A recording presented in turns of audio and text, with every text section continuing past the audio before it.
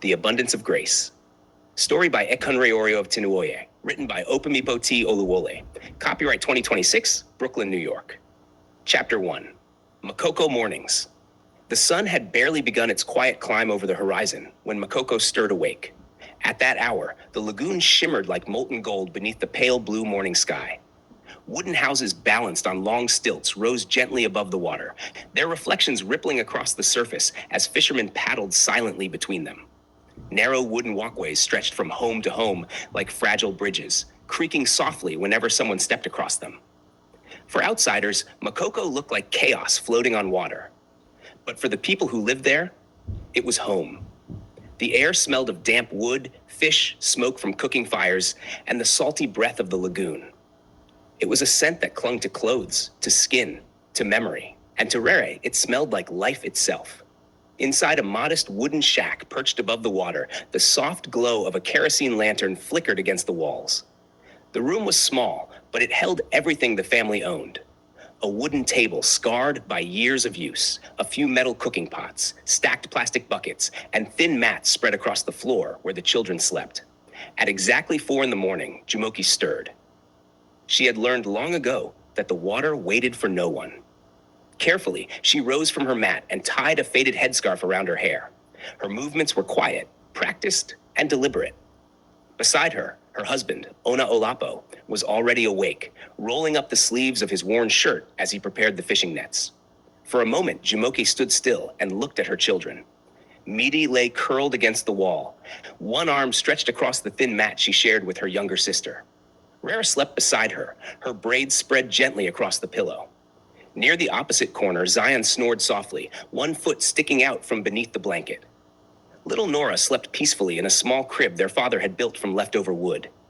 Jumoke's eyes softened. Life had not given them wealth, but it had given them each other. She leaned forward and gently touched Rere's shoulder. "Rere?" "Mid," she whispered. Rere stirred first. Her eyes blinked open slowly as sleep retreated from her mind. She rubbed her face and sat up, the lantern light reflecting softly in her wide brown eyes. "Yes, Mama," she murmured. Mid groaned softly beside her, but pushed herself upright as well. "Is it already morning?" she asked sleepily. Oluwole chuckled quietly as he lifted a bundle of nets over his shoulder. "The fish are already waiting for us," he said. "The lagoon never sleeps." Rere stretched her arms above her head before standing carefully. The wooden floor felt cool beneath her feet. She moved quietly past Zion and Nora, making sure not to wake them. Jumoke handed her a small woven basket. "Bread is inside," she said gently. "Carry it carefully." Rere nodded. Her small hands gripped the worn handle tightly as she lifted the basket. Even though she was only 10 years old, she already understood the weight of responsibility. Beside her, Maid balanced a metal tray filled with freshly fried fish, their golden skins still glistening with oil. "You ready?" Maid asked. Rere gave a determined nod. "I'm ready." Outside, the world was just beginning to glow.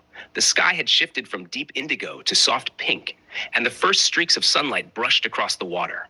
As the girls stepped onto the narrow wooden walkway, the planks creaked beneath their feet. Rere moved carefully, placing each step with quiet concentration.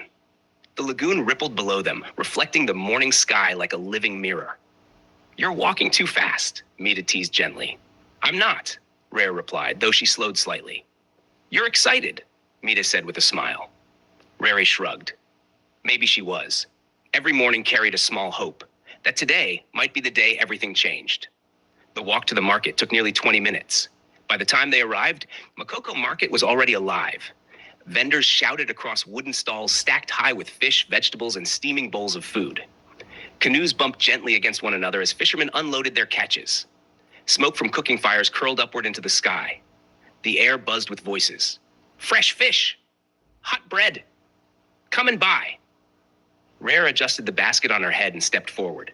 "Bread! Fresh bread!" she called. Her voice was soft at first, but confidence grew with each word. Nearby, Maid began offering fried fish to passing customers. Some people stopped, others walked past without looking. An elderly woman approached Rere and studied the basket. "How much for the bread?" she asked. Rere smiled politely. 200 naira, ma." The woman nodded and reached into her purse. "I'll take 2." Rere carefully wrapped the bread in paper before handing it over. Thank you, Ma. Moments like that filled her heart with quiet joy. Every sale meant something.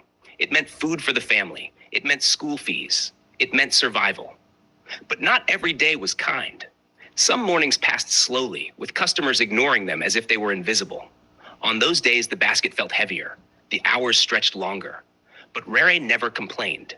Instead, she watched, she listened, she learned.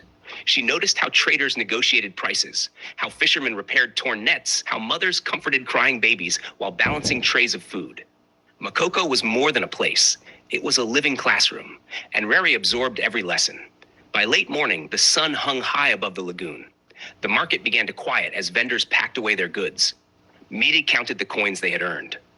Not bad today, she said with a smile. Rere nodded. It wasn't much, but it was enough.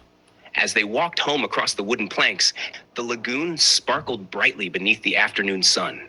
Children splashed in the water below. Neighbors called greetings from their doorways. For a moment, everything felt peaceful. That night, after dinner, the family gathered inside their small home. Zion told stories about his adventures chasing crabs near the water. Nora laughed as Jumoke tickled her tiny feet. Ona Olapo sat quietly repairing a fishing net, his fingers moving with practiced skill. Rere lay beside Maid on the mat, staring up at the wooden ceiling. The lantern flickered softly. Are you still awake? Maid whispered. Yes, Rere replied. What are you thinking about? Rere hesitated. Then she spoke quietly. I want to see the world one day. Maid turned her head. The world? Yes, Rere said softly. Beyond Makoko. Maid studied her sister's face for a moment. Then she smiled. If anyone can do it, she said, it's you. Rere closed her eyes slowly. Before sleep claimed her, she whispered a small prayer. May grace guide us through tomorrow. She didn't know it yet, but that prayer would carry her across oceans, across cities, and across the boundaries people once believed she could never cross. From wooden walkways to glass skyscrapers, from the quiet waters of Makoko to a future brighter than the rising sun. And this was only the beginning. Chapter 2. Life in the Slum. Makoko was never quiet, even in the early hours of the morning when the sun had barely risen and the sky still carried traces of lavender and pale gold. The community was already alive with motion and sound. The lagoon rippled gently beneath the stilts that held up hundreds of wooden homes. Canoes glided silently across the water, guided by fishermen who had long mastered the rhythm of the tides. Women balanced baskets on their heads as they moved carefully across the narrow planks connecting houses and markets. Children laughed somewhere in the distance. Roosters crowed, and somewhere nearby, a radio crackled with an old Yoruba song. To some people, Makoko was a slum. To those who lived there, it was a world of its own. Rere had never known another home. She had been born above the water, raised among wooden walls and shifting planks, and taught from an early age that life in Makoko demanded resilience. Her parents had never hidden the truth from their children. Life was not easy, but it was honest. And honesty, Ona Olapo often said, was something no one could steal. That morning, the sun climbed higher into the sky as Rere and Mide returned home from the market. The basket of bread was lighter now, and the tray of fried fish carried only a few pieces left. Today was better than yesterday, Mid said as they stepped onto the plank leading to their home. Rere nodded. Yes. Some mornings were worse. Sometimes customers walked past without even looking at them, but today had been kind. Inside their small house, Jumoke was stirring a pot over a small charcoal stove. The smell of boiling rice drifted through the room. You're back, she said, glancing up with a tired but warm smile. How did the market go? Good, Mead answered. She placed the remaining fish on the table. Rere handed the coins they had earned to her mother. Jumoke counted them slowly before nodding with quiet approval. Every coin matters, she said softly. Zion suddenly burst into the room, barefoot and breathless. Mama, Mama, he shouted. There's a big crab outside. Rere laughed. Zion, you say that every day. But this one is different, he insisted. It's this big. He spread his arms wide. Little Nora sat on the floor nearby, clapping her tiny hands as she watched her brother's excitement. Rere knelt beside her and lifted her gently into her arms. You want to see the crab too? She asked. Nora giggled. Moments like these reminded Rere that life, even in Makoko, had its small joys.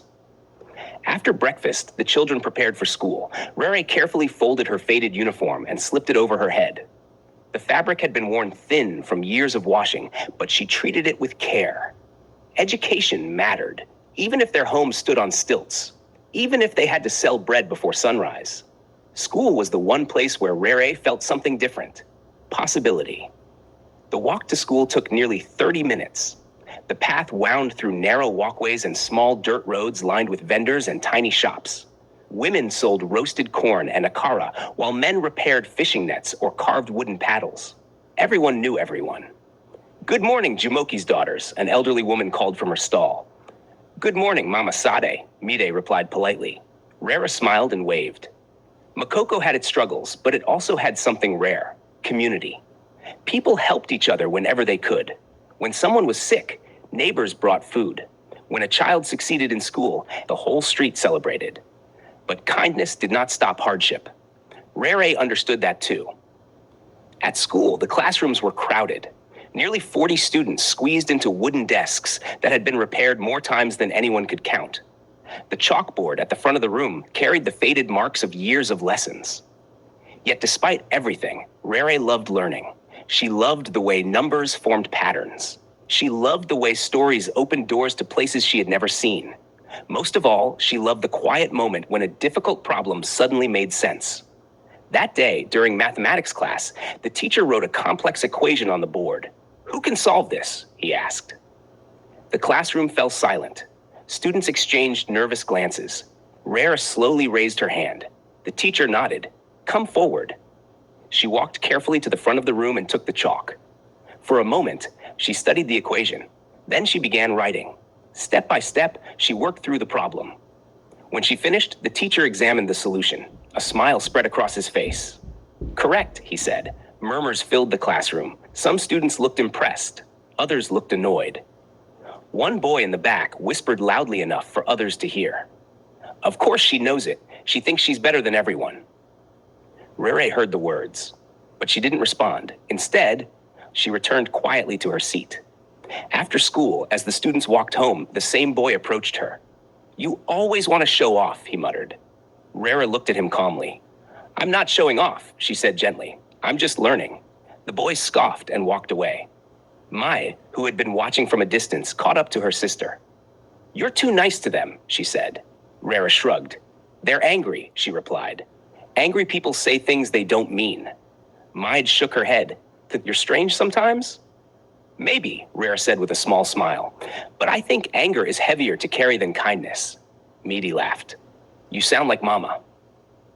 By the time they reached home, the sun had begun its slow descent toward the horizon. The lagoon glowed orange and gold. Fishermen returned with their catches. Women prepared evening meals. And the smell of cooking fires drifted through the air. That night, after dinner, Ona Olapo sat outside, repairing his fishing net. Rere joined him quietly. "Papa," she said. "Yes? Do you ever wish we lived somewhere else?" He paused, considering the question carefully. "Sometimes," he admitted. "But Makoko taught me everything I know."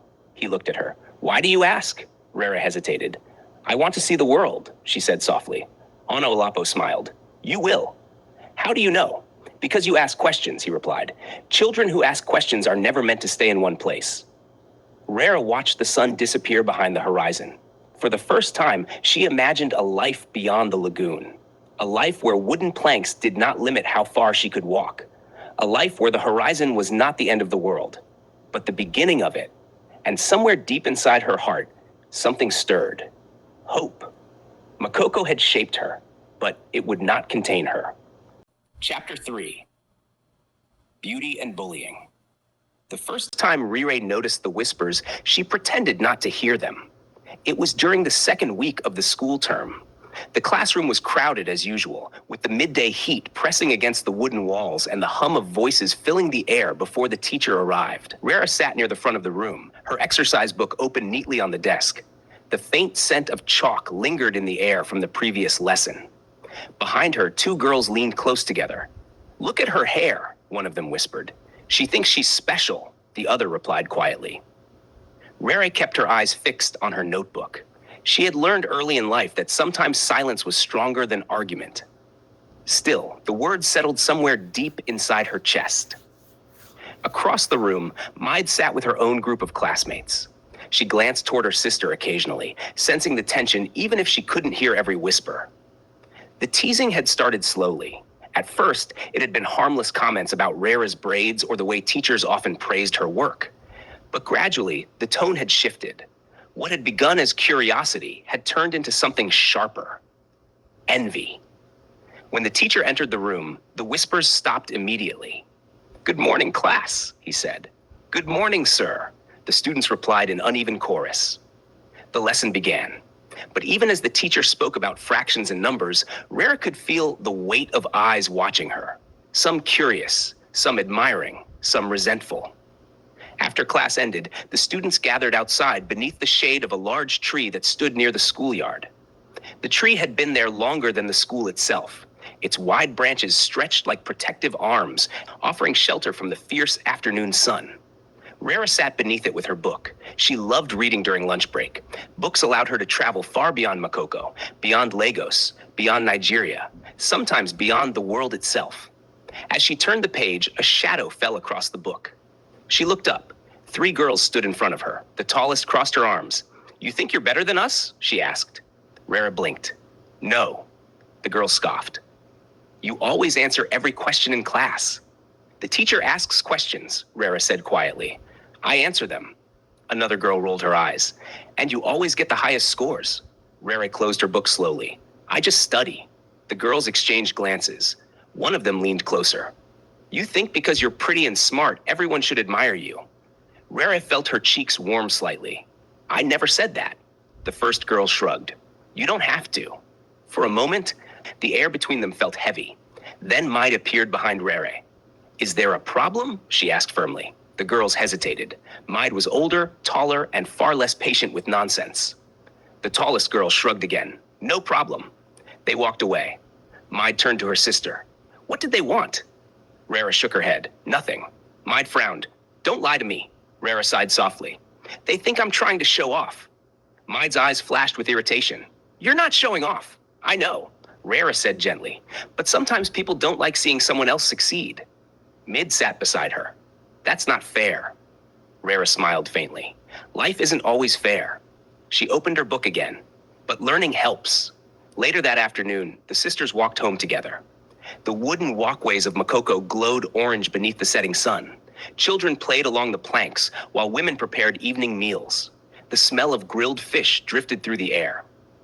Mead kicked a small pebble as they walked.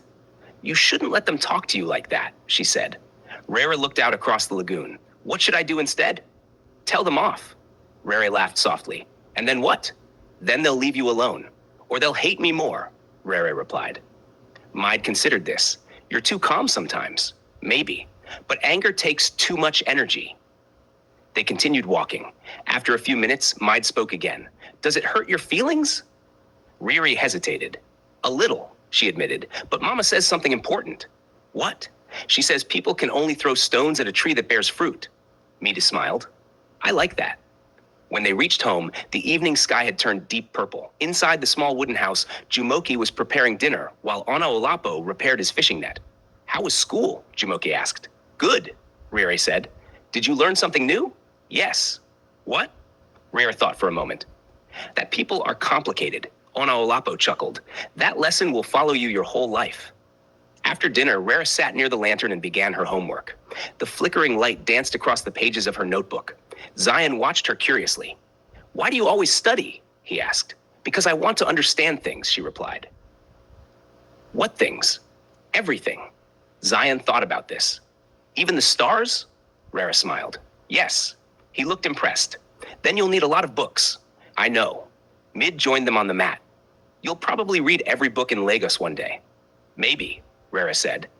Later that night, as the family prepared for sleep, the sounds of Makoko softened. The lagoon whispered quietly beneath the stilts. A distant boat engine hummed somewhere far away. Rere lay on her mat, staring at the wooden ceiling above her. She thought about the girls at school, their whispers, their jealousy, their anger, and she wondered why success sometimes made people uncomfortable. But then she remembered something her teacher once said. "Your light will not always be welcomed by everyone," he had told the class. "But that does not mean you should dim it." Rere closed her eyes. She would not dim her light. Not for anyone, not for whispers, not for jealousy, not for fear. Instead, she would keep learning, keep growing, keep dreaming, because somewhere beyond the lagoon, beyond Makoko, beyond the narrow wooden walkways, a future was waiting for her. And when the day finally came, she would walk toward it with the same quiet grace she carried inside her heart. Chapter 4. A Girl Beyond Her Age. There were certain mornings in Makoko when the sky seemed wider than usual. Those mornings always began the same way, before the sun rose, before the fishermen called out across the water, before the lagoon reflected the gold of daylight. But for Rere, those mornings carried a quiet promise. A promise that something more existed beyond the wooden stilts of the community she called home. At 11 years old, Rere had already begun to notice something different about herself. Not in the mirror, not in the way others saw her, but in the way her mind moved. Questions came to her constantly. Questions about numbers, questions about science, questions about the world beyond Lagos. Sometimes she would sit quietly by the lagoon after school, watching the water ripple beneath the wooden homes. The movement of the water fascinated her. Why did the tide change? Why did the fish gather in certain places? Why did the sky change color at sunset? Her mind never stopped searching for answers. One afternoon after school, Rere lingered in the classroom while the other students rushed outside. The classroom had grown quiet, filled only with the soft scratching of chalk against the board as the teacher prepared the next day's lesson. Rere approached him slowly. "Sir?" she said politely. He turned. "Yes, Rere?" She hesitated for a moment before speaking. "I don't understand something." The teacher smiled. "That's why you're here." She pointed to the equation written on the board. "I solved it the way you showed us, but I think there might be another method." The teacher raised an eyebrow with curiosity. "Show me." Rere picked up the chalk. Carefully, she began writing. Step by step, she worked through the problem, explaining her thinking as she went. The teacher watched quietly. When she finished, he leaned back slightly and folded his arms. "Well," he said after a moment, "that is unexpected." Rere looked worried. "Is it wrong?" He shook his head slowly. "No." Then he smiled. "It's brilliant." That evening, when the school staff gathered for their usual meeting, Rere's teacher brought up her name. "She is ahead of the class," he explained. "Far ahead." Another teacher looked skeptical. "She's only 11. "Yes," he said, "but her mind doesn't move like an 11-year-old. The discussion continued for nearly an hour. By the end of the meeting, a decision had been made. Rere would skip a class. When the news reached Rere the following week, she stared at the teacher in disbelief. "Skip? A class?" she repeated. "Yes, but my friends? You will make new ones," he said gently, "and your mind deserves to be challenged." Rere walked home that afternoon in deep thought. The lagoon shimmered beneath the afternoon sun as children played along the planks. Her feet moved automatically along the familiar path, but her thoughts raced. Skipping a class meant she would move ahead faster than most students her age. Faster than Maid. Faster than her friends. Faster than anyone in the neighborhood. When she arrived home, Jumoke noticed her expression immediately. "What happened?" she asked. Rere set down her school bag. "They want me to skip a class." The room went silent. Midi blinked. "What? They say my grades are too high for my current class." Ona Olapo leaned back slowly in his chair. "That is a good thing," he said. Rere hesitated. "But what if I fail?" Jumoke stepped forward and placed a gentle hand on her daughter's shoulder. "You will not fail." "How do you know?" "Because God does not give people gifts for them to hide." Rere considered her mother's words carefully. "But it will be harder," Jumoke smiled. "Hard things build strong people." That night, Rere studied longer than usual. The lantern flickered beside her as she turned the pages of her books. Mathematics, science, English. She read everything she could, not because someone told her to, but because learning felt like opening doors. Each new idea revealed another world, another possibility, another future. Weeks passed. Rere adapted quickly to her new class, but the challenges continued. Soon after skipping one class, the teachers began noticing something even more unusual. Rere was still ahead, far ahead. Her scores remained perfect. Her questions grew deeper. Her understanding grew faster. One afternoon, the head teacher called her into his office. He sat behind a desk covered in papers and exam results. "Rere," he said, adjusting his glasses, "do you enjoy learning?" "Yes, sir." Do you find your current lessons difficult? She hesitated. A little. The head teacher studied her carefully. What if I told you that you could skip 2 more classes? Rere's eyes widened. 2? Yes. She sat quietly for several seconds. That would mean you would reach secondary school earlier than most students. The idea felt enormous, almost impossible. Rere walked home that afternoon in silence. The wooden planks creaked beneath her feet as the lagoon shimmered below. Her mind was full of questions. Could she really do it? Was she ready? What if people laughed? When she reached home, Maid noticed her immediately. You look like someone stole your fish, she joked. Rere sat down beside her. They want me to skip 2 more classes. Maid blinked. 2? Yes. Maid stared at her for a moment. Then she laughed. You're going to become the youngest student in Lagos. Rere smiled nervously. I'm scared. Maid nudged her gently. You're always scared before you do something amazing. Later that night, Olapo sat beside his daughter outside their home. The moon reflected softly across the lagoon. Are you afraid? He asked. A little. That means you care. He pointed toward the horizon. Look out there. Rere followed his finger. Do you see where the water meets the sky? Yes. That place always looks like the end of the world, he said. But if you travel far enough, you discover it's only the beginning. Rere thought about that as she prepared for bed. Maybe Makoko was not the end of her story. Maybe it was the beginning. And maybe her mind, her curiosity, was the boat that would carry her beyond the horizon. Chapter 5. Dreams of More. The lantern burned low that night. Its small flame flickered against the wooden walls of the house, casting long shadows that danced gently with every movement of air drifting in from the lagoon. Most of Makoko had already settled into the quiet rhythm of sleep. The fishermen who had returned from the water rested their tired muscles, while mothers prepared for another early morning. But inside the small house belonging to Olapo and Jumoke, one person remained awake. Rere. She sat cross-legged on the mat near the lantern, her schoolbook spread carefully around her. A mathematics textbook lay open in front of her. Beside it sat an old biology notebook she had borrowed from a teacher who believed strongly in her potential. The pages were worn and slightly torn, but to Rere they felt like treasures. She traced a diagram of the human heart with her finger. Left ventricle, right ventricle, she whispered softly to herself. The words felt powerful. The human body fascinated her.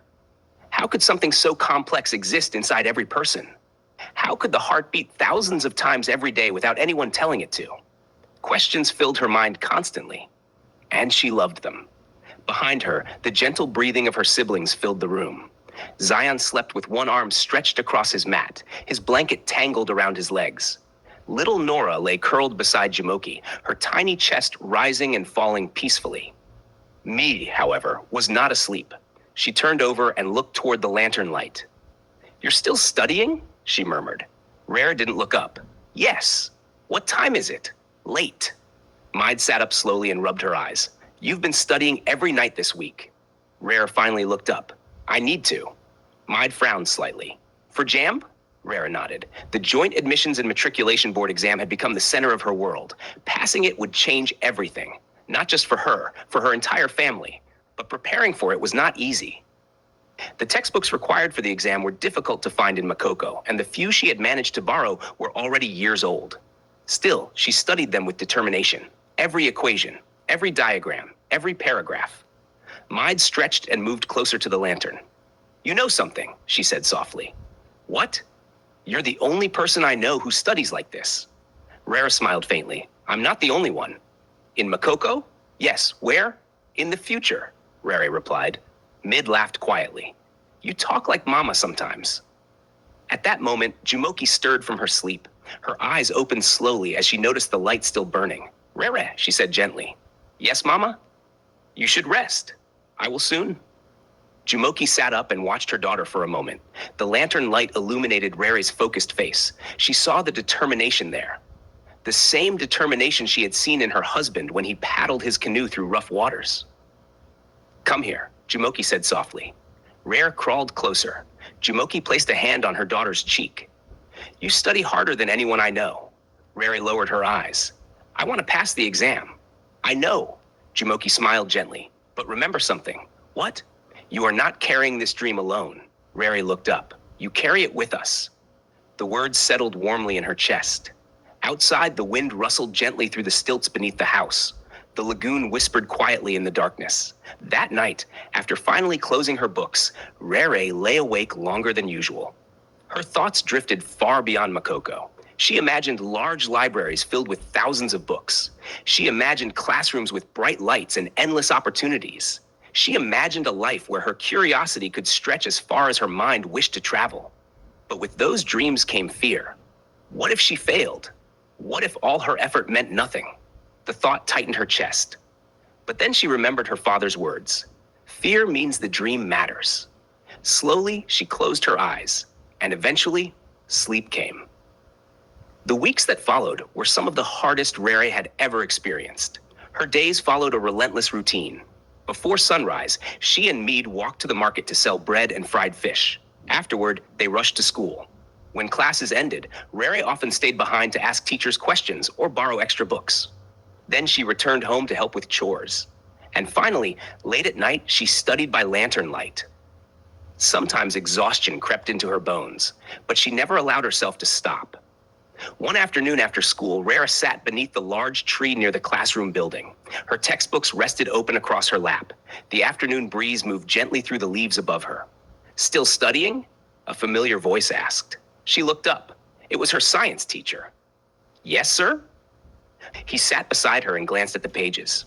You are studying material meant for students far older than you. I know. Why? Rere thought carefully before answering. Because the future is waiting.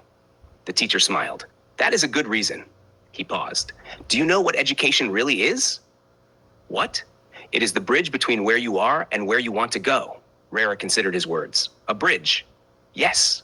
And sometimes, he continued, bridges require courage to cross.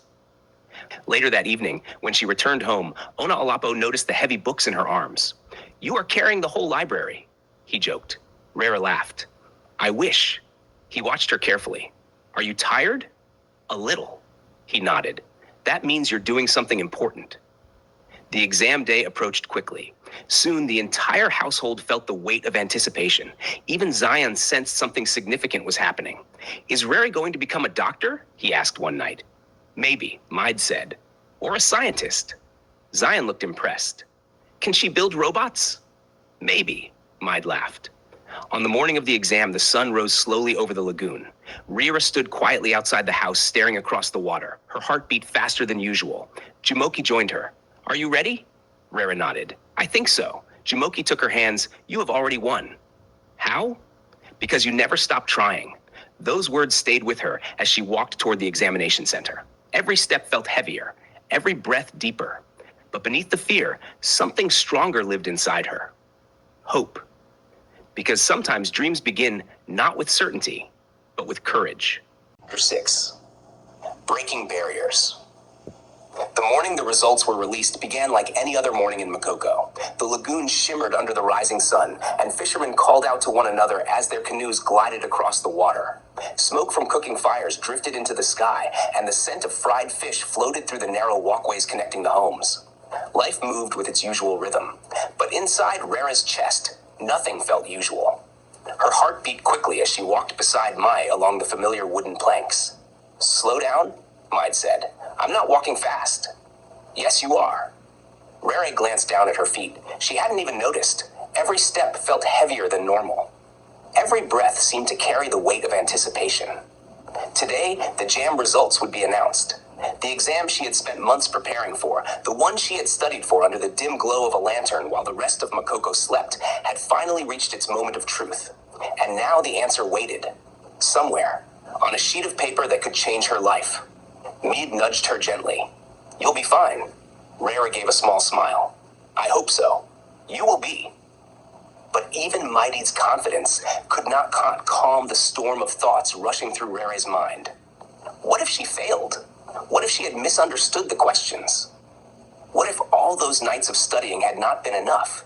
Fear whispered quietly in the back of her thoughts. But another voice answered it. The voice of determination. The examination center was already crowded when they arrived. Students gathered outside in small groups, speaking in hushed tones or laughing nervously to hide their anxiety. Teachers moved between them, organizing papers and preparing the notice board where the results would soon be posted. Rere stood near the edge of the crowd, her fingers curled around the strap of her school bag. "Look at all these people," Mide whispered. "Yes." "Everyone is nervous." Rere nodded, but she felt something deeper than nervousness. This moment felt like standing at the edge of a bridge. One step forward would lead somewhere new, but she couldn't see the other side yet. The head teacher stepped forward. "Students," he called. The crowd fell silent. "The results are ready." A ripple of tension moved through the group. Several teachers began pinning sheets of paper onto the notice board. Names, scores, numbers that would determine futures. The crowd surged forward. Students pressed closer to read their results. Voices rose around them. "I passed." "What did you get?" "Let me see." Rere hesitated. For a moment she couldn't move. "Go," Mide said gently. "You should see." Rere took a slow breath. Then she stepped forward. The board seemed enormous. Rows and rows of names covered the pages. Her eyes moved carefully down the list, searching, scanning, looking for one name. EKUNREREOREFE. For several seconds she couldn't find it. Panic flickered. Had she failed? Had she missed it? Then, there it was. Her name, her score. Rere blinked. Once, twice. The number did not change. Her score was far higher than she had imagined. Her chest tightened as the realization settled in. She had passed. Not just passed, she had excelled. Behind her, Mead pushed through the crowd. "What does it say?" she asked breathlessly. Rere turned slowly. "I passed." Maid's eyes widened. "How well?" Rere showed her the score. For a moment, Maid said nothing. Then she shouted, "You did it!" Students nearby turned to look. Maid wrapped her arms around her sister. "I knew it," she laughed. "I knew you would." Rere's heart felt too full to speak. The months of studying, the late nights, the quiet sacrifices, all of it had led to this moment. But the most powerful part wasn't the number on the page. It was the realization that her dreams were no longer just dreams. They were possibilities. When they returned home that afternoon, the sun hung low over the lagoon. Children ran along the wooden walkways while neighbors called greetings to one another. Rere's heart raced again as she stepped inside the house. Jamoki looked up from the cooking pot. "You're back early," she said. Rere stood silently. "What happened?" Jamoki asked. Maid burst through the door behind her. "Mama?" Jamoki turned quickly. "What is it?" "She passed." Jamoki froze. For a moment, the only sound in the room was the bubbling pot on the stove. "Passed?" she repeated softly. Rere nodded. Jamoki stepped forward slowly. "How well?" Rere handed her the paper. Jamoki read the number. Her hands trembled. Then tears filled her eyes. "My child," she whispered. She pulled Rere into a tight embrace. "I knew God had something special for you." Analopo arrived home shortly afterward, carrying his fishing net over one shoulder. "What's all this excitement?" he asked. Zion ran toward him. "Rere did something big." "What big thing? She passed the exam." Olapo stopped. "Is that true?" Rere handed him the results. He studied the paper carefully. Then he looked at his daughter. For several seconds, he said nothing. Finally, he spoke.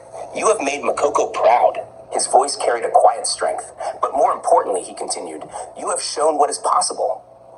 That night, the small wooden house felt different. Not larger, not richer, but brighter somehow. Neighbors came to congratulate the family. Word traveled quickly through Makoko. The fisherman's daughter passed the big exam. Did you hear? She scored higher than most students in the city. The community celebrated as if the victory belonged to everyone, because in many ways it did. Makoko had raised her. Makoko had shaped her. Makoko had believed in her. Later that night, when the house grew quiet again, Rere stepped outside. The moon hung above the lagoon, casting silver light across the water.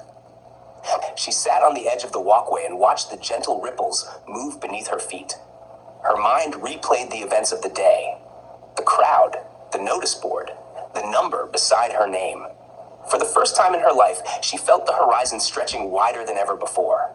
But she also understood something important. Passing the exam was not the end. It was only the beginning. Because somewhere beyond the lagoon, beyond Makoko, beyond everything she had ever known, a future was waiting, and now she was one step closer to reaching it. Next, I can continue with Chapter 7 expanded. Chapter 7, Secondary School Strides. The day Rere stepped into senior secondary school felt different from every other school day she had known. Not because the building was larger, though it was. Not because the classrooms were brighter, though they were. But because she knew something had changed. For the first time in her life, she was entering a place where the expectations were greater than anything she had faced before. The gates of the school stood tall and painted in fading blue. Students poured through them in groups, their laughter echoing across the courtyard. Some were older teenagers preparing for graduation. Others were newcomers like Rere, but very few were her age. At 14, most students were only just entering junior secondary school. Rere was stepping into senior secondary school, and people had noticed. As she walked across the courtyard, several students turned their heads. Is that the girl who passed jam early? I heard she skipped 2 classes. She's from Makoko. Really? Their voices floated through the air like drifting leaves. Rere tried to ignore them. She tightened her grip on the strap of her school bag and continued walking. Beside her, Mita nudged her gently. You're famous now, Rere sighed. I don't want to be famous. Well, Mide said with a grin, too late. The classroom was larger than the ones she had known before. Rows of desks stretched toward the front, where a large chalkboard covered the wall. The windows allowed sunlight to pour inside, illuminating the room with warm light. Students filled the seats slowly, some chatting excitedly, others flipping through notebooks. Rere chose a seat near the front. She always preferred sitting where she could hear the teacher clearly. As she arranged her books, a tall girl sitting behind her leaned forward. You're the Makoko girl, right? Rere turned slightly. Yes. The girl studied her for a moment. You're younger than everyone here. I know. Are you sure you belong in this class? The question was not cruel, but it carried a hint of doubt. Rere answered calmly. I passed the exams. The girl raised her eyebrows. Well, she said after a moment, we'll see how long you last. Before Rere could respond, the teacher entered the classroom. Good morning, class. Good morning, sir. Welcome to senior secondary school. His voice carried authority, but also encouragement. This year will challenge you in ways you have never experienced before. He wrote 3 words on the board. Discipline, focus, perseverance. These, he said, tapping the chalk against the board, will determine who succeeds. His eyes moved across the classroom. And who does not? The first few weeks passed quickly. The lessons were more demanding than anything Rere had studied before. Mathematics problems stretched across entire pages. Chemistry formulas required careful memorization. Physics introduced ideas that felt both exciting and overwhelming. But Rere loved every moment.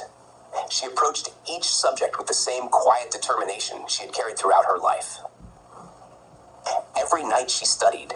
Every day she asked questions. Every challenge became another opportunity to learn. Not everyone appreciated her enthusiasm. Some students admired her dedication. Others grew frustrated. One afternoon during a group assignment, a boy slammed his notebook shut. This is impossible, he groaned. It's not impossible, Rere said gently. He looked at her with irritation. Of course you would say that. Why? Because you're the genius. Rere shook her head. I'm not a genius. Then how do you always understand everything? She thought for a moment. I don't. The boy frowned. Yes, you do. No, she replied calmly. I just keep trying until it makes sense. The boy stared at her. Then he slowly reopened his notebook. Fine, explain it again. Moments like that became common. Students who had once doubted her began asking for help. At first, it felt strange, but Rere never refused. She understood something important. Knowledge grew stronger when shared. One afternoon after school, several students gathered around her desk. Can you explain this equation again? One asked. And the chemistry formula? Another added. Rere smiled. Of course. She spent nearly an hour helping them. When the classroom finally emptied, one student lingered behind. You know, the girl said thoughtfully, most people who are that smart become arrogant. Rere tilted her head slightly. Why? Because they know they're better. Rere closed her notebook. I don't think anyone is better. The girl looked surprised. Then why do you study so much? Rere paused before answering. Because I want to understand the world. That evening, as she walked home along the familiar wooden planks of Makoko, the sunset painted the sky with brilliant shades of orange and purple. Children splashed in the lagoon below. Fishermen pulled their nets from the water. And the scent of cooking fires drifted through the air. Rere stopped for a moment and looked out across the water. Senior secondary school had opened new doors, new subjects, new ideas, new possibilities. But it had also brought new pressure. Teachers expected excellence, students watched her closely, and the path ahead seemed longer than ever before. When she reached home, Jumoke greeted her with a warm smile. "How was school today?" "Good." "What did you learn?" "Physics." Jumoke laughed softly. "That sounds difficult." "It is. Do you understand it?" "Not yet." Jumoke raised an eyebrow. "Yet?" Rere nodded. "I will." Later that night, as the lantern flickered beside her books, Rere worked through another physics problem. The numbers blurred for a moment as exhaustion crept into her mind, but she pushed forward, because somewhere deep inside her heart, she knew something. This journey was only beginning. Senior secondary school was not the destination. It was a stepping stone. Beyond it lay something even greater. Something she could not fully see yet, but she could feel it. Like the pull of the tide beneath the lagoon. Like the horizon calling from far beyond Makoko. And with every lesson she learned, every problem she solved, every challenge she faced, she moved closer to it. Chapter 8, A Gift of Opportunity. The day the opportunity arrived began like any other ordinary day. The morning sun rose slowly over Makoko, spreading soft golden light across the lagoon. Fishermen called to each other as their canoes cut through the calm water, while women balanced baskets on their heads as they walked along the narrow wooden planks. For most people, it was simply another day of work, another day of survival. But for Rere, it would become one of the most important days of her life. The classroom buzzed with quiet conversation as students prepared for their morning lesson. Books rustled, chairs scraped softly against the floor, and the faint smell of chalk lingered in the warm air. Rere sat near the front as usual. Her notebook was already open, her pencil resting neatly along the margin. She had spent the previous evening reviewing the material for the day's lesson, and her mind felt ready, sharp and eager. Across the room, a few students whispered while glancing in her direction. They had grown used to her presence now. At first, she had been the girl from Makoko, the one who skipped grades, the one who always answered questions. But over time, something had changed. Many of them had come to respect her. Some had even begun asking her for help. Still, a quiet distance remained. Rere had learned to accept that.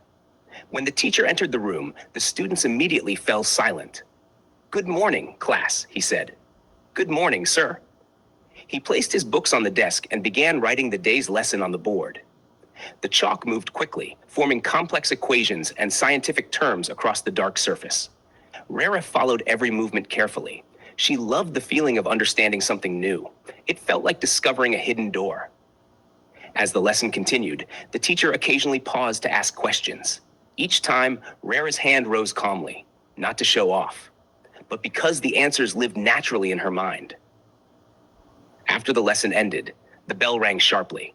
Students gathered their books and began leaving the classroom. Rere packed her notebook slowly.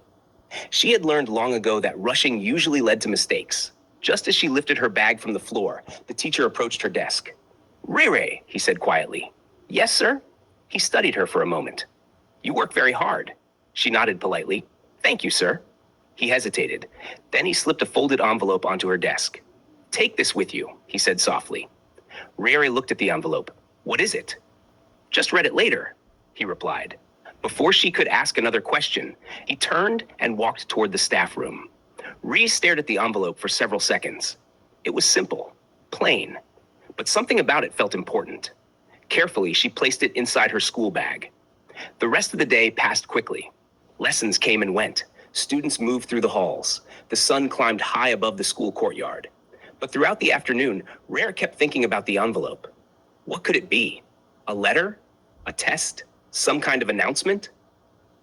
By the time school ended, curiosity had grown too strong to ignore. She walked home beside Mead along the familiar wooden planks. The lagoon sparkled beneath the late afternoon sun. "Why are you so quiet?" Mead asked. Rere hesitated. "Something strange happened today." "What?" She reached into her bag and pulled out the envelope. "My teacher gave me this."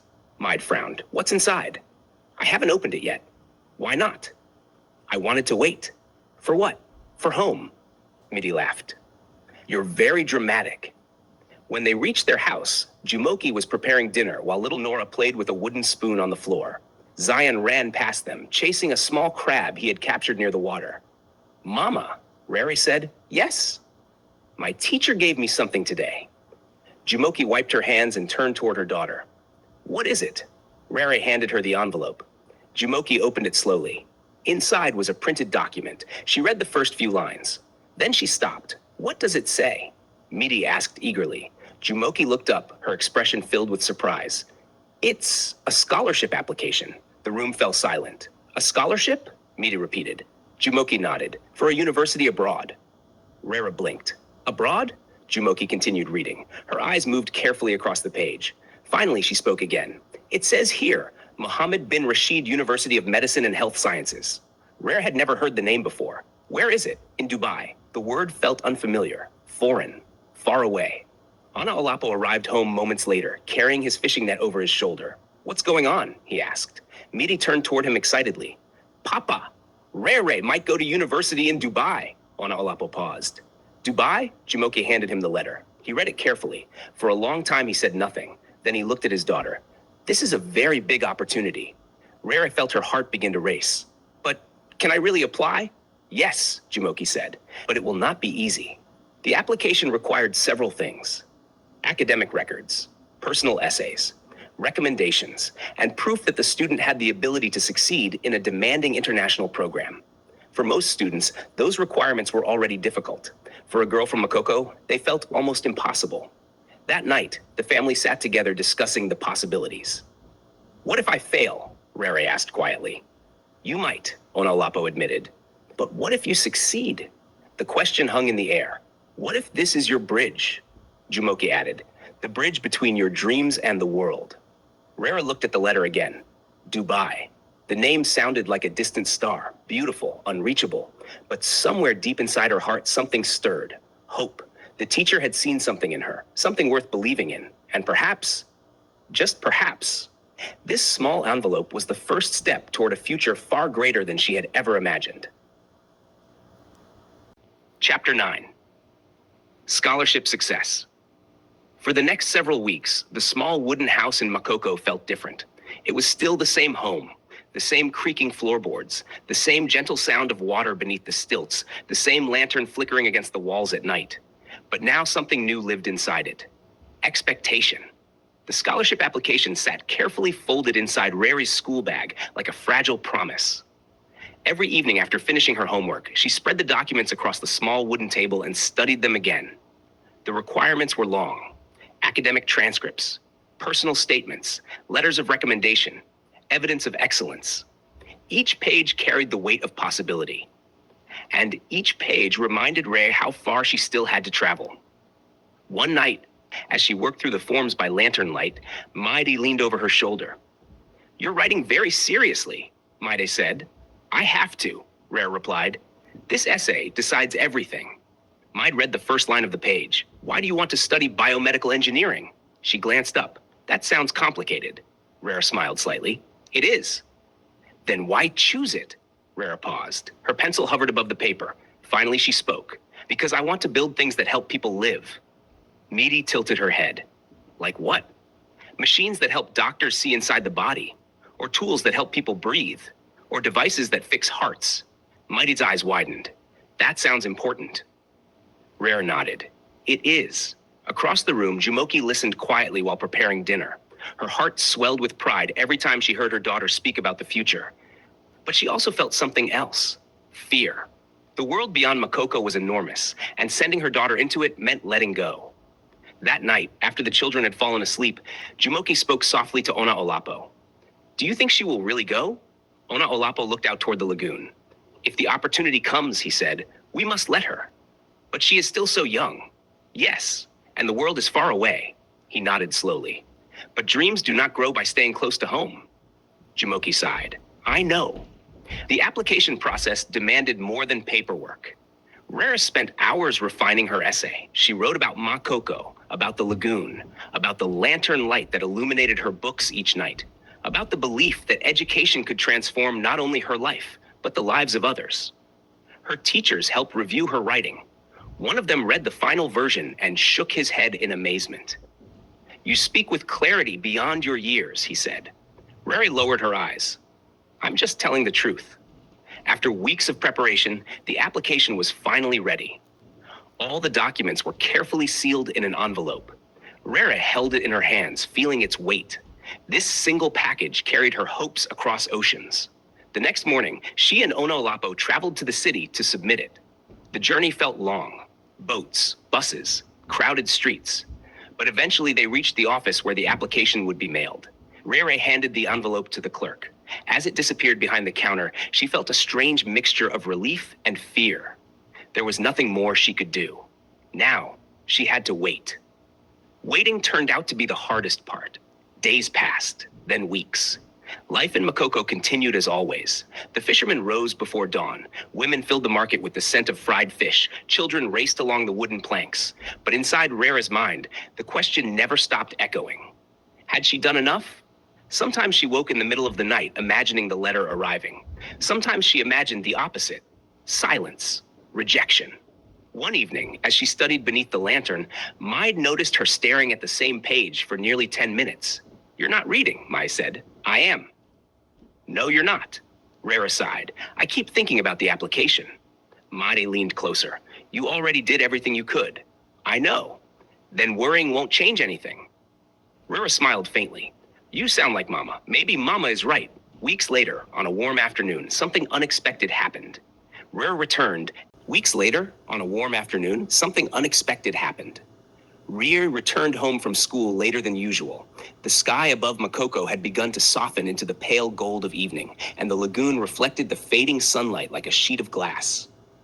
As she stepped onto the familiar wooden plank leading to their home, she noticed something unusual. Several neighbors stood gathered near the entrance. They were speaking in low, excited voices. The moment they saw her, the murmuring stopped.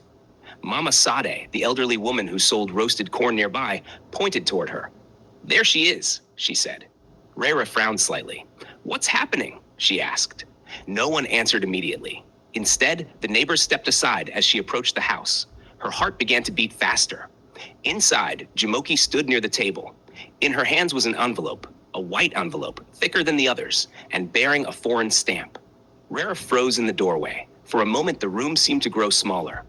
"Rere," Jumoke said softly. Her voice trembled slightly. "This arrived today." Rere stepped closer. Her hands felt suddenly cold. "Is it?" she began. Jumoke nodded. "Yes." The letter had come. From Dubai. Behind her, Midi rushed into the room. "Did you open it yet?" she asked breathlessly. Jumoke shook her head. "No. I was waiting for Rere." The room fell silent. Even little Nora seemed to sense the importance of the moment as she sat quietly on the floor. Zion stood near the door, watching with wide eyes.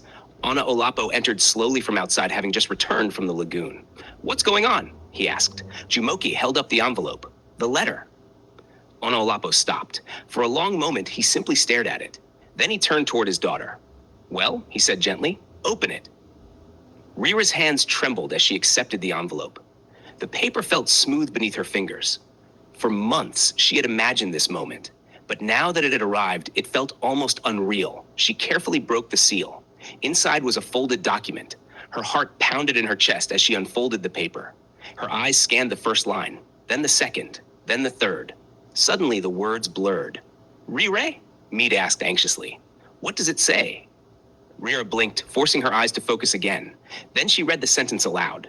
"We are pleased to inform you," her voice cracked, "that you have been awarded a full scholarship." The room exploded with sound. Maid screamed with joy. Zion jumped up and down. Jumoke covered her mouth as tears filled her eyes. Rere could barely continue reading. "To study at Mohammed bin Rashid University of Medicine and Health Sciences in Dubai." She lowered the letter slowly. For several seconds, no one spoke. Then Jumoke stepped forward and wrapped her arms tightly around her daughter. "My child," she whispered through tears. "My brilliant child." Rere buried her face against her mother's shoulder. The weight of the moment overwhelmed her. All the nights of studying, all the fears, all the waiting, they had led to this. Onaolapo placed his hand gently on her head. "You have opened a door that many people never see," he said quietly. "But remember something." Rere looked up. This door was built with your hard work. That evening, news spread quickly through Makoko. Neighbors came one by one to congratulate the family. Some brought small gifts, others brought food, but most brought words of encouragement. The fisherman's daughter is going abroad.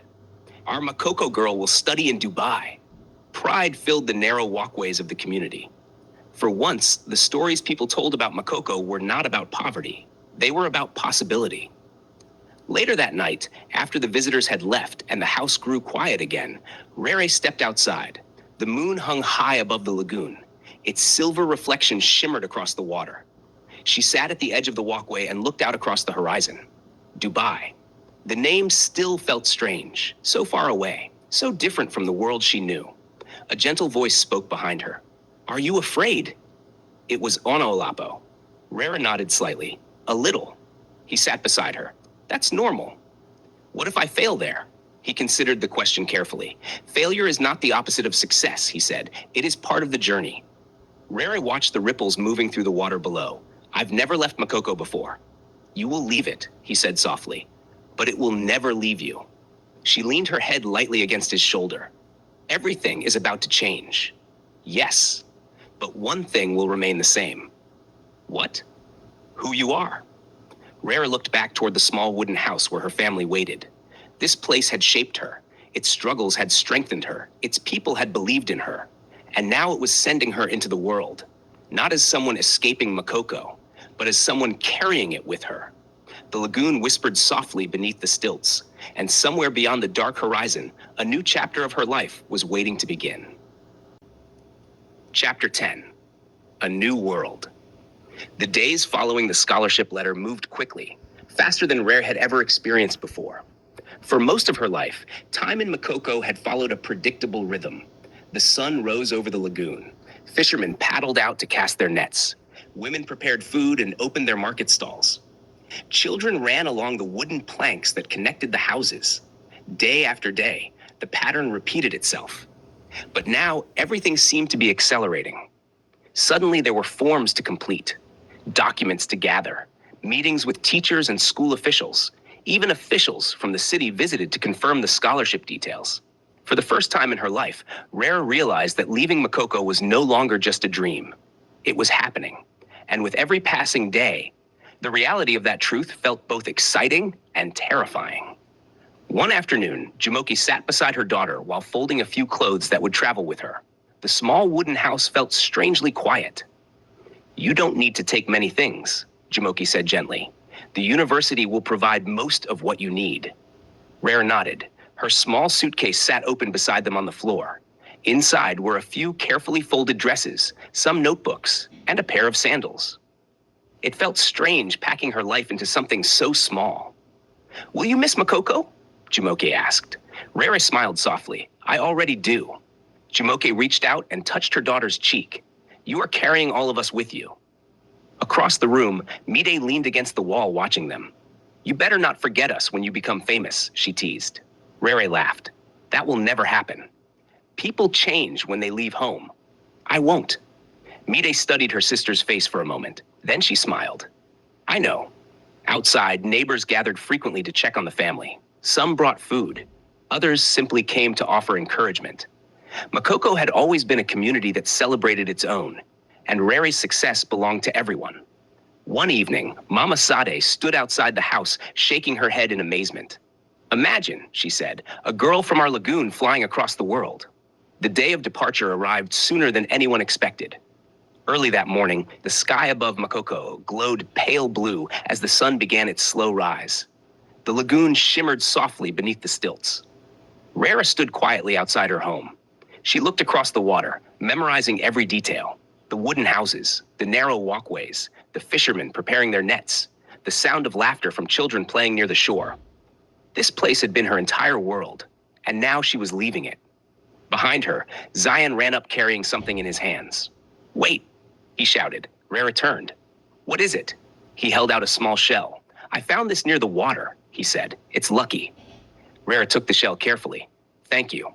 "Take it with you," Zion said, "so you remember Makoko." Her throat tightened slightly. "I will." Soon it was time to leave. Neighbors gathered along the walkway to say goodbye. Some waved, Others offered prayers. Jumoke hugged her daughter tightly. "Be brave," she whispered. "I will." Olapo placed his hands on her shoulders. "Remember where you come from," he said. "And remember where you are going." Then they began the journey to the airport. For Rere, the city of Lagos felt overwhelming. Cars filled the streets. Tall buildings rose high above the roads. People rushed past in every direction. It was louder than Makoko. Faster. More crowded. But the airport was even more astonishing. Rere had never seen anything like it. Large glass walls reflected the bright sunlight. Announcements echoed across the halls. People from many different countries walked past carrying suitcases. For a moment, she felt very small. "This is where your plane will leave from," a university representative explained. Rere nodded slowly. When the airplane finally appeared through the large windows, her heart jumped. It was enormous, far larger than any boat she had ever seen. "You're really going to fly in that?" Midi asked. Rere laughed nervously. "I think so." The final goodbye came quickly. Jumoke hugged her again. "Call us when you arrive." "I will." Olapo spoke quietly. "You are ready for this journey." Rere wasn't entirely sure that was true, but she nodded anyway. Then she walked toward the boarding gate. Each step felt heavier than the last. When she finally took her seat on the airplane, she pressed her forehead lightly against the window. The runway stretched far into the distance. The engines roared to life. And suddenly the ground began to move. As the plane lifted into the sky, Lagos shrank below her. The coastline curved gently along the ocean. The lagoon grew smaller and smaller. Makoko disappeared into the distance. For the first time in her life, Rere was truly leaving home. Hours later, when the plane descended toward Dubai, the view from the window took her breath away. The city glittered beneath the night sky. Skyscrapers stretched high into the air like towers of glass and light. Roads curved through the desert like glowing rivers. Everything looked futuristic, shining, almost unreal. When she stepped outside the airport, the warm desert air brushed against her skin. The buildings surrounding her seemed impossibly tall. Cars moved smoothly along wide roads, and everywhere she looked, lights sparkled against the dark sky. This world felt nothing like Makoko. Yet somehow, standing there beneath the towering skyline, Rere felt the same determination she had carried throughout her life. The lagoon had shaped her. The lantern light had guided her studies. The wooden walkways had taught her balance. And now, those lessons would carry her forward. Because the journey that began in a small house above the water had just entered an entirely new world. Next, Chapter 11. Biomedical Brilliance. The first weeks in Dubai felt like stepping into a dream. Not the kind of dream that fades quickly when morning arrives, but the kind that overwhelms the senses with its brightness, its movement, and its unfamiliar beauty. For Rere, everything was new. The buildings stretched high into the sky like giants made of glass and steel. At night, their lights glittered like stars that had descended to Earth. The streets were wide and clean. Cars moved silently along perfectly paved roads. Palm trees lined the sidewalks, their leaves swaying gently in the warm desert breeze. Even the air smelled different. Dry, warm, endless. It was nothing like the humid breath of the lagoon back home in Makoko. During her first week at Mohammed bin Rashid University of Medicine and Health Sciences, Rere walked through the campus with wide eyes. The buildings were modern and bright, filled with laboratories, lecture halls, and libraries larger than any she had imagined. Students from many different countries moved through the hallways. Some spoke Arabic, others spoke English, French, Hindi, and languages Rere had never heard before. For the first time in her life, she felt like a small part of a very large world. Her dormitory room overlooked a quiet courtyard filled with trees and small fountains. The gentle sound of water flowing through stone channels reminded her faintly of the lagoon back home, but everything else felt different. Her roommate, a girl from Jordan named Layla, greeted her warmly on the first evening. "You're the student from Nigeria, right?" Layla asked with a smile. "Yes," Rere replied. "I'm Layla." "I'm Rere." Layla helped her unpack the few belongings she had brought. "You must feel very far from home," she said. Rere nodded. "A little." "But you'll get used to it," Layla added. Rere hoped she was right. The first lecture arrived sooner than expected. The auditorium was enormous, filled with rows of seats rising toward the back of the room like steps in a grand theater. When the professor entered, the room fell silent. "Welcome to Biomedical Engineering," he said. His voice echoed slightly through the hall. "This field sits at the intersection of medicine, biology, and engineering." He paused and scanned the room. "You are here because you have shown exceptional academic ability, but ability alone is not enough." Rere leaned forward slightly. "This program demands discipline, curiosity, and resilience." Then he wrote 3 words on the board: innovation, precision, responsibility. "These," he said, tapping the chalk against the board, "define the work we do." As the lecture continued, diagrams of complex machines and medical systems appeared on the large screen. Artificial heart valves, imaging systems, robotic surgical tools. Rere felt her heart race with excitement. This was the world she had imagined during those long nights of studying by lantern light. But excitement quickly gave way to challenge. The coursework was far more difficult than anything she had studied before. Physics equations stretched across multiple pages. Computer simulations required hours of practice. Laboratory experiments demanded precision and patience. Some nights, exhaustion crept into her bones. One evening, as she stared at a complicated formula on her laptop, she buried her face in her hands. "I don't understand this," she muttered. Layla glanced over from her desk. "Which part?" "All of it." Layla walked over and looked at the screen. "Oh," she said. "That one is difficult." "You understand it?" "A little." "Can you explain?"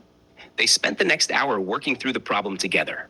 When the solution finally appeared, Rere leaned back in relief. "Thank you." Layla smiled. "That's what roommates are for." Moments like that became common. The program demanded collaboration as much as individual effort. Students studied together late into the night, sharing ideas and helping each other overcome obstacles. Slowly, Rere adapted. Her mind sharpened. Her confidence grew. And her professors began to notice something remarkable. One afternoon in the laboratory, the class was tasked with designing a prototype for a device that could assist doctors in monitoring heart rhythms. Teams worked carefully, adjusting wires and sensors. Rere studied the design closely. Then she made a small modification. Her teammate frowned. "That won't work." "Let's test it," she replied. They connected the device to the simulation program. The results appeared on the screen. The modification improved the accuracy of the readings. The professor approached their table. "What did you change?" he asked. Rere explained. He examined the results carefully. Then he nodded. "Excellent thinking." Word spread quickly among the faculty. The girl from Makoko had extraordinary instincts for engineering. Years passed faster than Rere expected. Each semester brought new challenges and new discoveries. She studied human anatomy, mechanical systems, biomedical imaging, and advanced programming. Her understanding deepened with every project, and through it all, she never forgot where she had come from. She called home whenever she could. "Mama," she said one evening during a video call. "Yes?" "We built a device today that can help doctors detect heart problems earlier." Jumoke smiled proudly. "I always knew you would build something important." Finally, the day of graduation arrived. The ceremony took place in a large hall filled with students, professors, and families from around the world. Rere sat among her classmates wearing a dark blue graduation gown. The fabric felt heavy on her shoulders, not because of its weight, but because of everything it represented. When her name was called, she walked across the stage with steady steps. "Ekunrereoreofe," the announcer said. "Bachelor of Science in Biomedical Engineering." Applause filled the hall. For a moment, Rere thought of Makoko, of the lantern light, of the wooden walkways, of the quiet nights spent studying while the lagoon whispered beneath the house. And now she stood here, a biomedical engineer. Later that evening, she called her family. "We watched the ceremony online." Zion shouted excitedly. "You look like a scientist." Mead laughed. "She is a scientist." Jumoke wiped tears from her eyes. "You have made us so proud." Rere looked out across the glittering Dubai skyline from the balcony of her dormitory. The journey from Makoko to this moment had not been easy, but every step had mattered. Because the girl who once studied by lantern light had become something more. She had become proof that dreams could travel far beyond the horizon. Chapter 12, Giving Back. The first time Rere received her salary, she stared at the number on the screen for several minutes before believing it was real. She sat at a small desk in her apartment overlooking the glowing skyline of Dubai.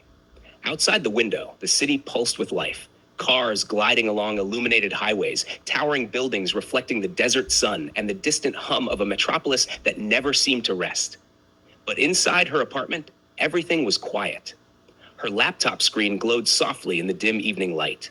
The payment notification remained open. 7,800 AED. She whispered the number under her breath again. Then she began converting it in her mind. Back home, that amount was close to 3 million naira each month. The realization made her lean back slowly in her chair. For years, money had always been something fragile in her life, something that arrived slowly and disappeared quickly. Every coin her parents earned in Makoko had been stretched carefully across meals, school fees, and the quiet emergencies of survival. Some days there had been just enough. Other days there had been barely anything at all. But now, for the first time in her life, Rere held something different in her hands. Stability, opportunity, responsibility. Her phone buzzed softly. It was Midi. Rere answered with a smile already forming. Hello? Did you get paid today? Maid asked immediately. Rere laughed. How did you know? Because Mama has been praying all day, Maid replied. She says the first salary is special. Rere glanced again at the number glowing on her screen. I did get paid. Well, Rere paused. It's more than I imagined. For a moment, neither sister spoke. Then Maid's voice softened. Rere, you did it. Those words carried years of memories. The early mornings selling bread along narrow wooden walkways, the long nights studying beneath the dim glow of a lantern, the quiet prayers whispered in the small wooden house above the lagoon. Yes, Rere said quietly. We did it. That evening, she opened her banking application and prepared to send her first international transfer. The amount she entered made her hesitate for a moment. It was the largest sum of money she had ever moved in her life. But the hesitation lasted only a second. She typed carefully. Recipient, Ona Olapo Oye, her father. Her hands paused over the screen. Then she pressed confirm. A strange warmth spread through her chest. For the first time in her life, she was sending help home, not receiving it, giving it. Thousands of kilometers away in Nigeria, the phone rang inside the small house where Jumoke was preparing dinner. Midi answered. Hello? A moment later, her eyes widened. Mama! Jumoke hurried over. What happened? The bank just sent a message. What message? She turned the phone toward her mother. The money arrived. Jumoke stared at the screen. The amount looked unreal, almost impossible. Is this real? She whispered. Just then, Ona Olapo stepped inside, still smelling faintly of the lagoon after returning from his day's work. What's happening? Mead handed him the phone. He read the message slowly. Then he looked at his wife. Our daughter, he said quietly, has begun her work. That night, the house felt different. Not because the walls had changed, not because the lagoon had changed, but because hope had grown larger. Months passed. Rere continued working at the private hospital in Dubai, applying everything she had learned during her university years. Her role involved assisting doctors with biomedical equipment, monitoring systems, imaging devices, and advanced diagnostic technologies designed to detect diseases earlier and treat patients more effectively. The hospital was filled with cutting-edge machines, technology that once seemed unimaginable to the girl who studied beside a flickering lantern. Every day, she learned something new. Every day, she grew more confident in the world she had entered.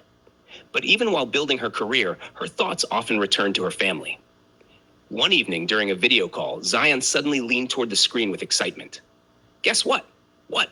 Rere asked. I got accepted to study engineering in London. Rere's face lit up. That's amazing. Zion hesitated slightly. But the tuition is very expensive. Rere leaned back thoughtfully. How much? He told her. She did the calculation quickly in her head. It was a large number, but not impossible.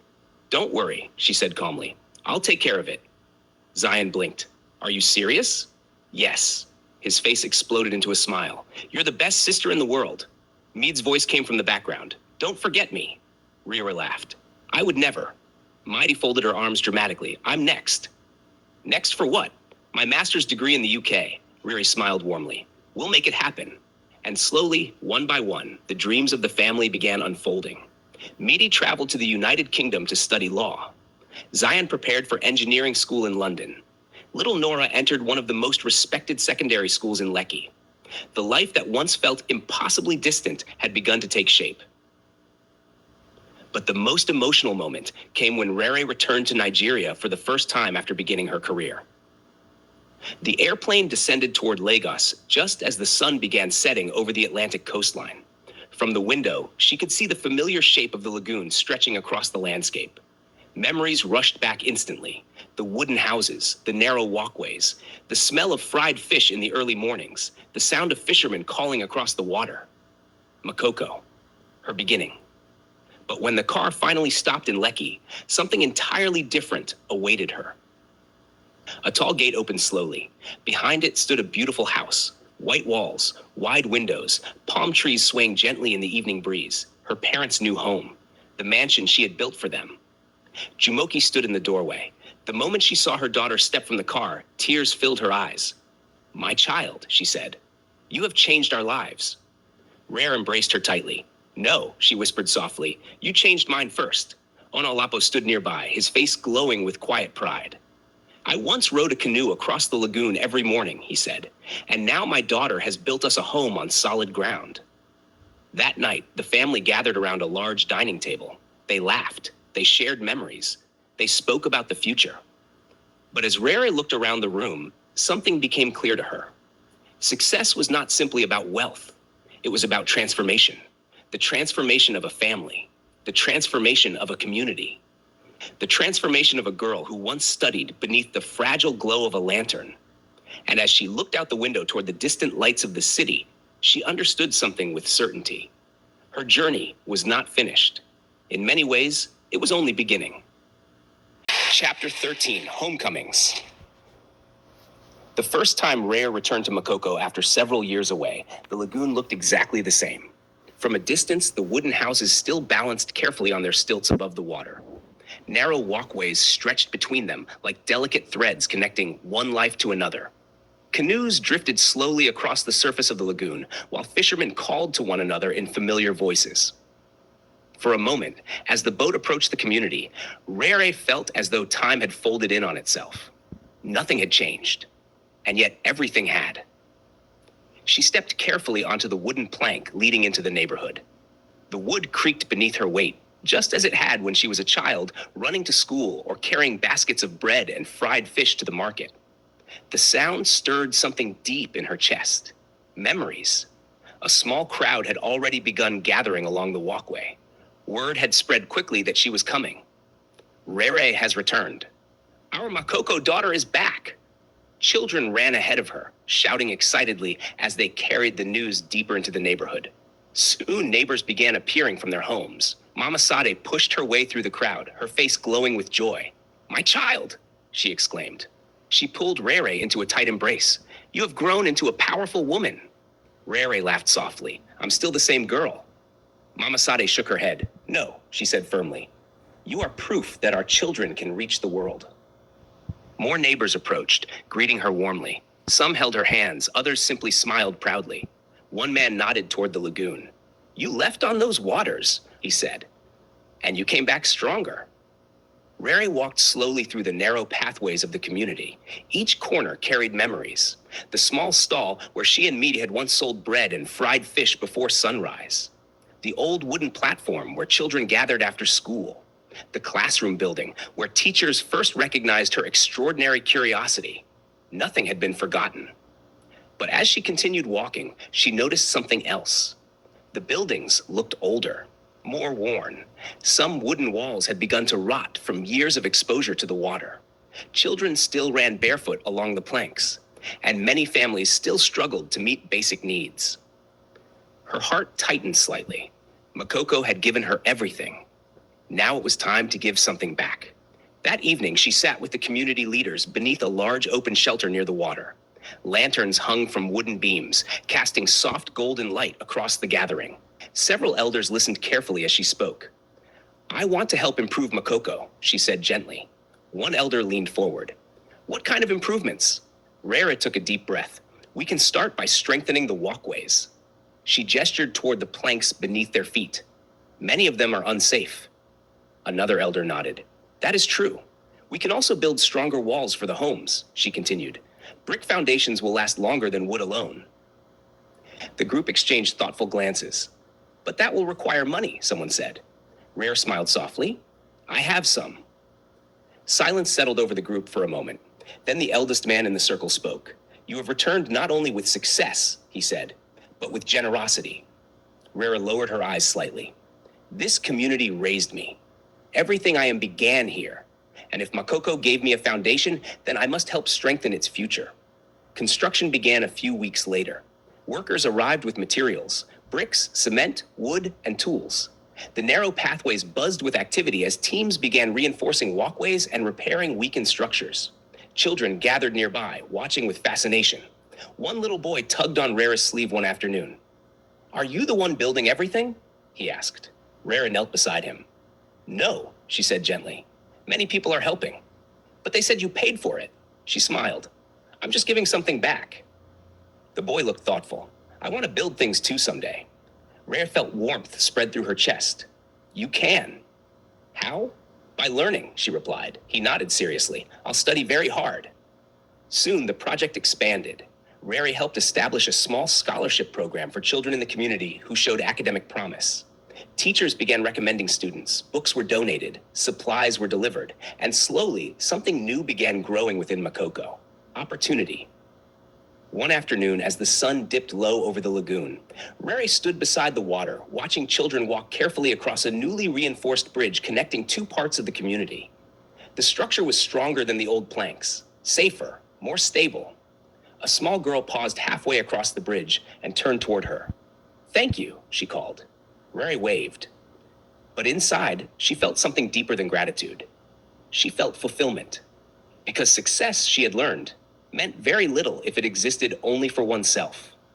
Its true power came from what it allowed you to do for others. Later that evening, she visited the old house where she had grown up. The wooden structure still stood proudly above the lagoon. She stepped inside slowly.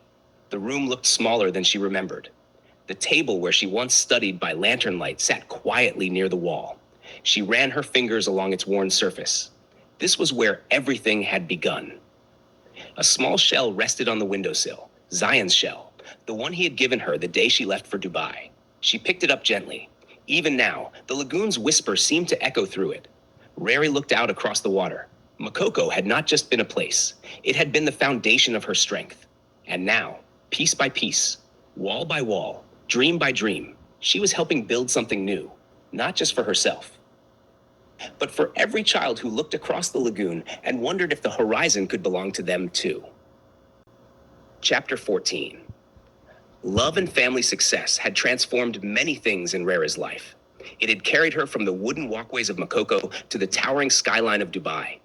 It had given her the education she once dreamed about while studying beneath a flickering lantern. It had opened doors to opportunities that once seemed impossibly far away. But there was one thing success had not taken from her: loneliness. For many years, Rere had focused entirely on her work and her responsibilities. Her days were filled with long hours at the hospital, overseeing biomedical equipment and assisting medical teams with new technologies designed to improve patient care. Her evenings were often spent reviewing research papers or participating in development meetings with other engineers. And whenever she had time away from work, she used it to continue her philanthropic projects back home in Makoko. Her life was meaningful, but it was also quiet. One evening, after a particularly long day at the hospital, Rere sat alone on the balcony of her apartment. The Dubai skyline stretched endlessly before her, glowing beneath the golden colors of sunset. She had grown used to this view, yet tonight it felt different. Perhaps it was the stillness, or perhaps it was the realization that even with all her achievements, she had not yet built a life beyond her work. Her phone buzzed. It was Meaty calling from London. Hello, big sister, Maid said cheerfully. How's the future world today? Rere laughed softly. Busy as always. You work too much. Someone has to. Maid's voice softened slightly. You should think about your own life too. My life is fine. Yes, Maide said, but it could be fuller. Rere understood what she meant. She had heard similar comments from her parents during their video calls. You deserve happiness beyond your work, Jumoke often said, but Rere had always brushed the idea aside, until the day she met Daniel. Daniel worked in the same hospital, though in a different department. He was a medical researcher specializing in biomedical imaging systems. His work often overlapped with Rere's projects, especially when hospitals needed to upgrade their diagnostic equipment. Their first meeting happened during a joint research presentation. Rere had been explaining the mechanics behind a new imaging system when Daniel approached her afterward. "That was an impressive presentation," he said.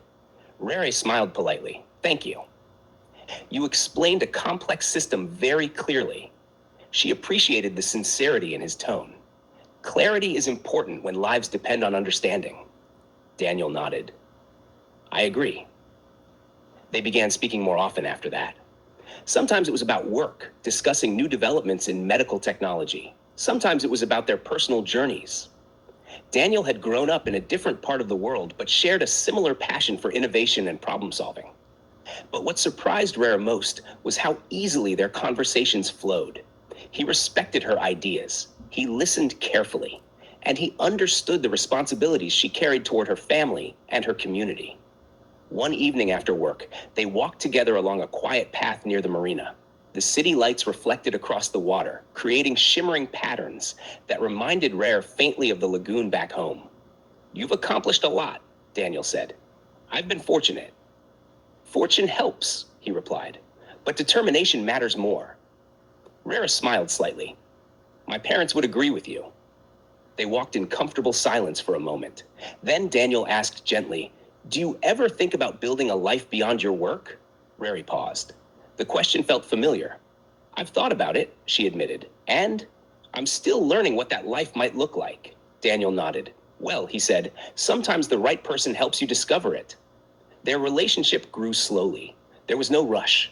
Both of them understood the value of patience, and over time, something beautiful began to form between them. Respect, trust, companionship. At 27, Rere married Daniel in a small ceremony attended by close friends and family. Her parents traveled from Nigeria for the occasion. Jumoke wiped tears from her eyes as she watched her daughter walk toward the altar. "My little girl," she whispered. "She has built a life across the world." After the ceremony, Olapo placed his hand gently on Daniel's shoulder. "Take care of her," he said. Daniel nodded with sincerity. "I will." Marriage brought a new kind of balance to Rere's life. She continued her work at the hospital and remained deeply involved in her projects in Makoko. But now she also had a partner who supported her journey. 2 years later, their first child was born. A son. Holding him for the first time filled Rere with an emotion she had never experienced before. Responsibility. Not just for a career, not just for a community, but for a new life. A daughter followed a few years later. The small apartment that once felt quiet now echoed with laughter and the joyful chaos of family life. One evening, as she rocked her daughter to sleep, Daniel sat beside her. "You know something," he said. "What?" "You've built something incredible." Rere looked around the room, her children sleeping peacefully, her husband beside her, the city lights shining softly through the window. "It wasn't just me," she replied. "It never is." Because every part of her journey had been built by many hands. Her parents' sacrifices, her teacher's belief, her siblings' encouragement, her community's pride, and now her own family's love. Together, they had shaped the woman she had become.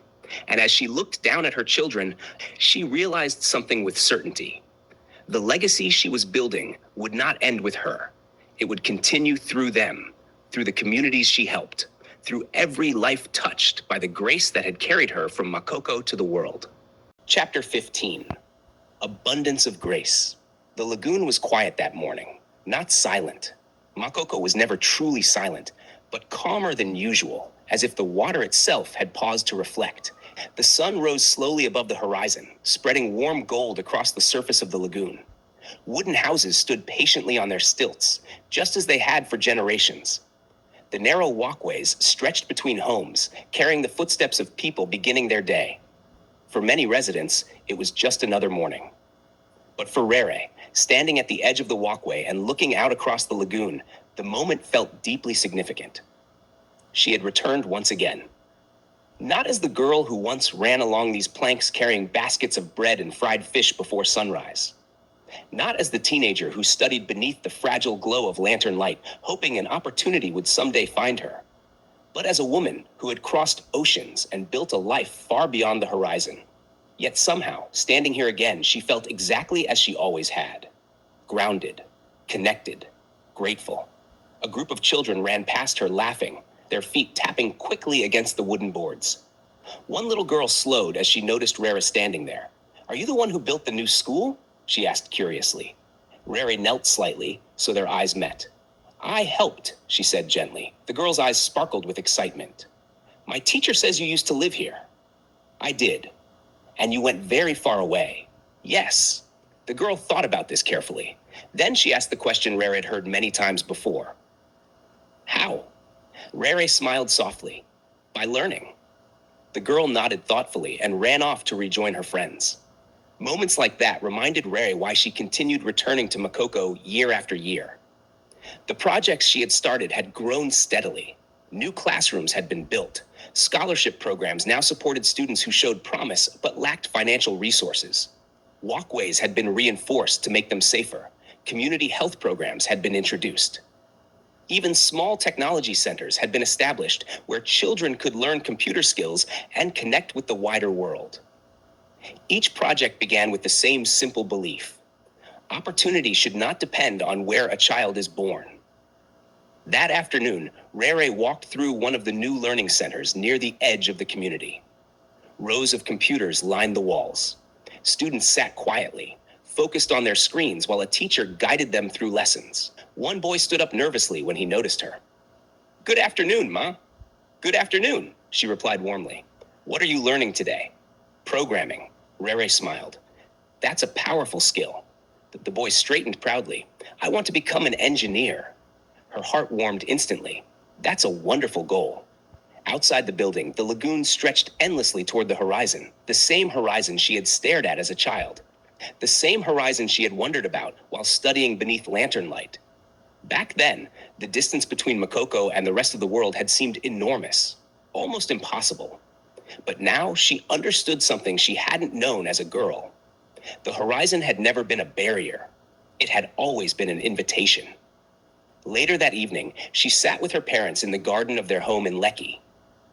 The house stood strong and beautiful beneath the soft glow of evening lights. Palm trees swayed gently in the warm breeze. Zion and Midi were visiting, their voices filling the air with laughter and memories. Nora, now older and confident in her own ambitions, spoke excitedly about her future plans. "I want to study medicine," she said. Rere smiled proudly. "You will do very well." Jumoke watched her children with quiet satisfaction. "You have all grown so much," she said softly. Ona Olapo leaned back in his chair. "When we lived in Makoko," he said thoughtfully, "I could never have imagined this moment." He turned his gaze toward his daughter. "But she saw it long before we did." Rere shook her head gently. "I didn't see everything," she replied. "I just believed there was more beyond the lagoon." Mid laughed. "And you were right." As night settled across the city, the conversation slowly softened into comfortable silence. Rere stepped away from the table and walked toward the garden gate. The sky above Lagos shimmered with stars. Somewhere far away, across the ocean, Dubai continued glowing beneath its desert sky. Her life now existed across two worlds, the world that had raised her and the world that had allowed her to grow. But neither one defined her alone. Instead, they existed together, woven into the story of who she had become. She closed her eyes for a moment and listened to the distant sounds of the city. Cars moving along quiet roads, voices drifting through nearby streets, the steady rhythm of life continuing forward. When she opened her eyes again, she felt something deep and peaceful inside her heart. Contentment. Not because her journey had been easy, not because success had come without sacrifice, but because every step of the path had carried meaning. From the wooden stilts of Makoko, to the glass towers of Dubai, to the classrooms and bridges she now helped build for others. Her life had become exactly what her name promised: EKUNREREOREOFE, the abundance of grace. And as she looked toward the horizon once more, she knew something with certainty. Grace had not finished its work yet, because somewhere in Makoko tonight, another child sat beneath a lantern reading a borrowed book. Another dream was beginning. Another future was quietly forming. And one day, that child would stand at the edge of the lagoon and realize what Rere had discovered long ago: that even the smallest beginning can carry the power to reach the world. End note. Ekunrereoreofe. Jasmine Tinuoye is the writer's niece who resides in Nigeria. She is not from a poor background or family. She is 7 years old presently, and she narrated the story you have just heard on a cool afternoon during a video call with the author. Everyone in this story shares the same names as members of her family in the real world.